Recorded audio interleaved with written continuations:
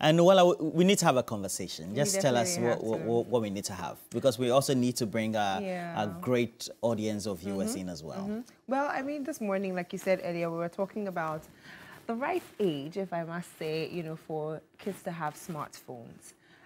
This is sort of like a debate because everybody has their own opinions based on their own reasons and all that.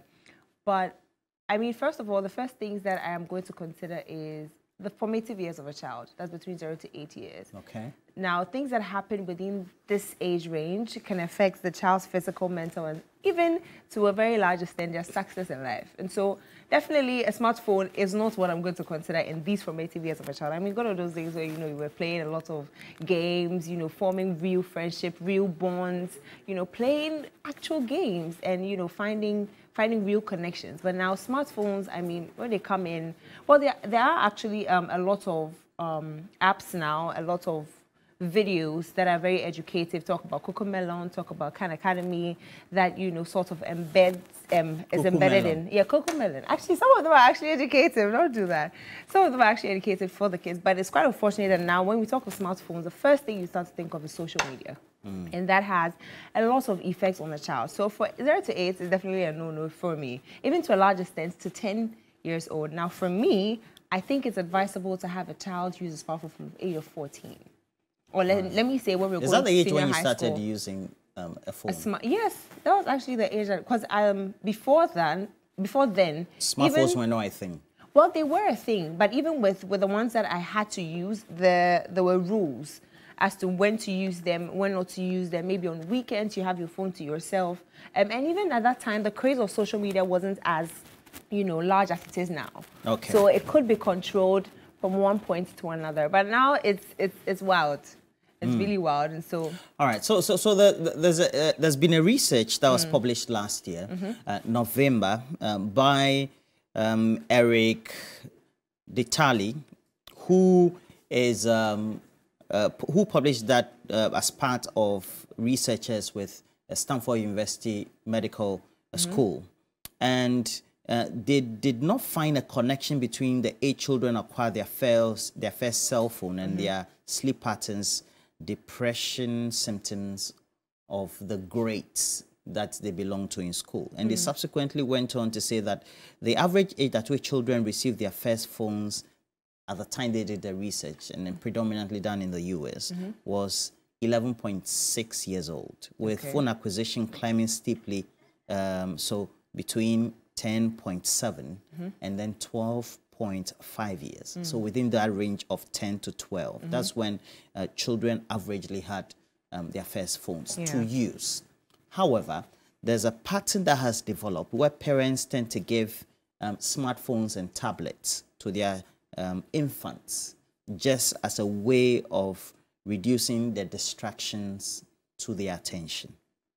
And parents typically weigh many factors as to that. Now, while that is said, you also go to Health magazine, and they do some publication that has some damning consequences, because they say that it affects sleep pattern of children, and then subsequently it affects the concentration and then the academic life ability of the children as well. And then they finally, Noella, look at how there's a possibility of radioactive waves emission from these devices affecting the phones. You know, that's a very gray area that is still being researched, but the jury is still out there on the subject. And I think that we find this very pattern very much in our social life or domestic life, Noella, in Ghana. Sometimes you go to church at an event, etc. Even your own home, you find that parents or guardians are giving children tablets, etc. I don't know what the observations our own viewers have picked, but what can we do next regarding this, Noella? Well, I mean, we're definitely going to open the phone lines because we want to hear from you. We want to hear what experiences you've had with such, you know, an incident. So the phone lines are open. The numbers are up on your screen: 030-297-3198, 030-297-3198. Just make sure you call in. Let's hear your thoughts. Let's hear your contributions. And so we have, we already have our first caller. Okay. So hello, Aziz. Standard. Aziz, good morning. Good morning. This is Aziz Donla. I'm calling from Wa. Hi. Yeah, Aziz Donla, how are you? I'm fine, Roland. Okay, bro. Okay, so let's hear you. Yeah. That's fine. First of all, I want to thank you and then the management of TV3 for the good work that you are doing. Some of these programs are very educative. But looking at the topic for discussion, mobile phones and children, you know, a minor holding a phone is very, very dangerous for that particular minor. Some of them, you know, it has positive and negative, but the negatives outweigh the positives. A minor holding phone can use it for bad purposes. A lot of them don't know what they are using it to do. And so therefore, if you are giving your phone to a child, it goes to affect that particular child. For instance, a child that is around 11, 12, 13, or 15 years, and the person is in secondary school, most often than not, they do not use the phone for any effective or productive activities on campus. Rather, they use it for bad activities and making of course and other things. And some even use it for betting. In that aspect, it will affect the child growing up. But the positive aspect, like a child that is still growing 4, 5 years, 6 years, 7 years, especially our mothers, when they give their phones to their children, some of them use it to learn. Okay. This A, B, C, D, and other things, so many other things. And I think that way it will help. But we shouldn't be giving phones to children that are below 18. It will affect them negatively. So I don't support that particular course. But then I'll say hi to the Upper West people. That's Wala people. Aziz Donla, All right, thank you for all the shout outs you were trying to do. No problem at all. So please, you keep your comments very brief so that we can take up as many of us. And the jury is still out there, but I believe that many of us have now adopted the lifestyle of giving children, whether as guardians, as adults or parents, to have access to some mobile phones or cell phones or some devices of the sort. All right. So what have been your own observations about whether they are a distraction or not, or they help in the way you undertake your activities? So researchers are still complaining that it serves as some level of distraction, etc. And so the phone lines are still open. But I think even, okay, so we have a second caller. Ellie. Yes, please. Good morning, Ellie. Good morning. Thanks for calling. You are welcome. Please. Good morning to you as well, and you are doing well over there. You are helping us look at various things every morning. My problem is that giving the phone to the children, I have tried it. It was a disaster because at the age of 5, I've given my smartphone to my child. Before I came back, they downloaded naked pictures through TikTok, and they were dancing, doing other things that they are uploading on TikTok. So from that day, I decided not to give phone to children below 18 years. But still they demand, those are in GSS and then class 6, they sometimes demand that they want to do a research. So the thing is confusing. How to blend the two is a problem to us. They will call you, they want you to download something for them. If you are not available, you must give out the phone so that they will do it themselves. That is my problem. But the negative aspect is too much for them. True.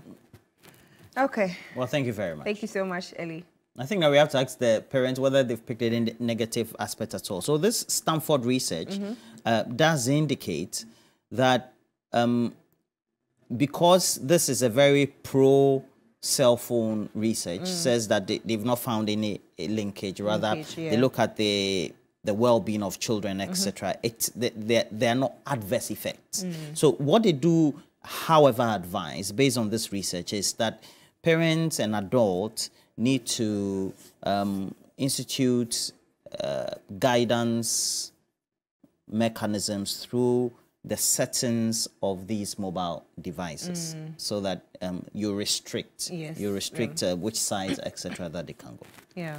I mean, I have some points on some of the things to consider, you know, before even handing a smartphone out to your child. But we have another caller. Abu is on the line. Good morning, Abu. Hello, good morning. Hello, good morning. Hi. Please share your thoughts with us. Hello, good morning. Hi, good morning. Can you hear me? Where are you calling from? I'm calling from Tamale. Okay. So please share your thoughts with us. Please, for giving phones to children, for me, I don't see a problem with it. Okay. It's just that you have to get a new phone for them. And YouTube and other things, they have settings. My child like this is 3 years, but you can set it. Anything the child wants to download, they will give you a notification to approve before. So you can connect the child's phone to your phone, so that anything they want to do, they will give you the approval will come for you to approve before they can download anything they want on their phone. So giving phones to children, there's no problem, but it's just that you have to go and get the expert to set it for you, so that it will be connected to your own phone. Without the approval, they can't do anything on the phone. Okay. All right. Thank you so much for that. I think that goes to talk about what you just mentioned, you know, a few minutes before Abu called. But then there's also some points as to some things to consider before handing a smartphone out to your child. So one is whether the child has more ability for complex thought and improved reasoning. I mean, like I said earlier, now it's quite unfortunate that once you think of smartphones, you just think of social media, because there's so many educative, you know, programs on the, even now iPads, that you could just restrict that all they do is maybe for studies, for that and for that. But once it comes to a smartphone, then it becomes a little problem, because they have access to so many other social media apps, and that's where the problem is. Also, I think you should also consider whether the child is starting to understand tone, idiom and sarcasm, because we find a lot of that, you know, on social media. Developing their own solutions, demonstrating early long-range planning, showing signs of empathy or thinking of others, developing a stronger sense of right and wrong, showing more interest in and influenced by the peer group, responding appropriately to limits and boundaries, and improve communication for wants and needs. So I think these are some of the things to consider if you want to give your child a smartphone. I mean, some of these things may be delayed in some of the kids. Some may mature quite earlier than, you know, the ages that we think they are matured. They have to get matured. But then for some too, I think, you know, when all these things come to play, then we have the chance to whether decide or not whether to give these things to the kids. Okay, so we have another caller, Emanuela from Kumasi. Hello, hi, good morning. Good morning, Emanuela. Yes. How are you doing? Kumasi. Emanuela from Kumasi. We got that. How are you doing, please? Yeah, I have a problem. The problem is I've had a child for 16 years. 16? Hello. 16 years, yeah. Okay. And because of the nature of my work, I have to give her phone. So that whenever I am not around, I can call and then know whether they are doing well or not. But by the time I realize, wahala for me, and she used the phone to call boys, and then her friends, out of the first used the phone to call guys. And I have to stop. I have to collect the phone from her so that I will stop that kind of problem. Now I am not around. I don't know how to communicate with them. It's dramatic. I don't know what to do. Okay. So I have this one from Philip Abuchi in Keta. Says, actually, our children have to use smartphones at the age of 18, and makes an example of how his daughter picked his phone. She downloaded naked images, and since then he decided to put passwords on it. All right. So I think that the conversation also is about some level of monitoring or how you guide them. Yes. And how you also as a parent need to take that interest. And, well, it's all for all of us to make that decision, right? Well, we have Theophilus on the line from Kwashibu. Good morning, Theophilus. Good morning. Great to have you. Please share your thoughts with us. Okay. I believe a child can use a phone under the supervision of a guardian. Yeah. Yeah, but I think the most effective way is that there is an invention of a kid's smartphone, which is having limited features, so that the child will not be able to access certain sites. That will not be beneficial for the kid. Okay. Yeah. So at what age do you advocate that a child or children should be given smartphones or get access to them? Okay. I believe from the age of 12. All right. 12. Okay. But have you observed that parents or adults or guardians are giving these smartphones or the tablets to the children younger than the very age that you cited? Yes. Some of them do that, and I think it's bad. And I think the bad aspect is that they do it and then they leave the child to use it on his or her own. What they can do is to let the child use it, and they will be there to supervise what the child is actually what's doing. Because that will make it more beneficial. All right. Than harmful to the kids. All right. All right. Prince Henry from Kofodia says, after senior high school, my children must use a cell phone. By then, you know what is good and bad. Senior high school. Are we 16, 17, 18? Well, some go as early as 14. Senior high school, yes. Some go as early as, okay, he says after. After? Okay, so that's like a 17, 18. Yeah, 18, so it still 17, falls 18. In the categories of most of the colleges that we've had. By the time they finish the junior high school, they are given. Because I think that the curricula itself makes room for them to use the phones and the tablets and the computers for research. For research. So I think it's the parental or the adult guidance and monitoring that is very important. Yes, the supervision. It has to be strong on that side. All right. So we know that Johnny Hughes has a day for himself. He's celebrating the birthday of the wife as well. And Regina, good morning to you. Tuntum Bruni, as he likes referring to you, as well as it's your birthday for Antoinette of the United Kingdom. And where all of us say that happy birthday. Now Johnny's Bite is next.